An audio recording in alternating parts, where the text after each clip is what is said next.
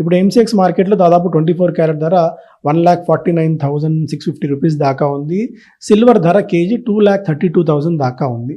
Maybe కొద్దిగా ఇక్కడ నుంచి మళ్ళీ గోల్డ్ అండ్ సిల్వర్లో కొద్దిగా వీక్నెస్ ఉండే ఛాన్సెస్ అయితే ఉన్నాయి. ఒకవేళ మీరు ఇన్వెస్ట్ చేయాలి అనుకున్నట్టయితే సిల్వర్లో యాక్చువల్గా ఏంటంటే నేను ఒకప్పుడు కొద్ది కాన్ఫిడెంట్గా ఉండేవాడిని, maybe below 2 lakhs rupees silver వచ్చే ఛాన్సెస్ ఉన్నాయేమో అని చెప్పి.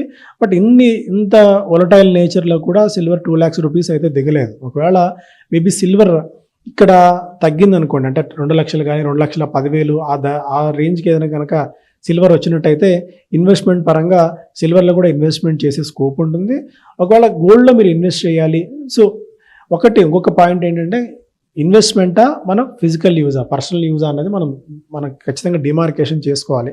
ఒకవేళ ఇన్వెస్ట్మెంట్ చేయాలనుకున్నప్పుడు ఆ ఇన్వెస్ట్మెంట్ మెథడాలజీ వేరుగా ఉంటుంది, లేదా పర్సనల్ అవసరాలు ఉన్నప్పుడు అది రేట్ ఎంతన్నా మనం పెట్టి కొనక తప్పదు. ఒకవేళ మీరు ఇన్వెస్ట్మెంట్ చేయాలి అనుకున్నప్పుడు దాని థాట్ ప్రాసెస్ వేరుగా మీరు పెట్టుకోండి.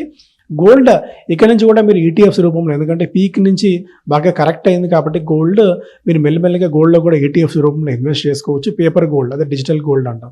అట్ ది సేమ్ టైం సిల్వర్లో కూడా చాలా కాలం అంటే ఎంత వొలటాలిటీ ఉన్నా కూడా ఇంటర్నేషనల్ మార్కెట్లో మనకు $68-69 నుంచి $72-75 దగ్గర ఇంటర్నేషనల్ మార్కెట్లో సిల్వర్ ధర ట్రేడ్ అవుతూ వస్తుంది. అంటే ఈ లెక్కన మనకు మేబీ యావరేజ్గా 2 lakhs 1,95,000 నుంచి 2,20,000 2,30,000 దగ్గర ట్రేడ్ అవుతుంది సిల్వర్. కాబట్టి ఒకవేళ మేబీ 2 lakhs కానీ ఆ లెవెల్స్కి వచ్చినప్పుడు సిల్వర్లో మీరు ఇన్వెస్ట్ చేసుకోండి.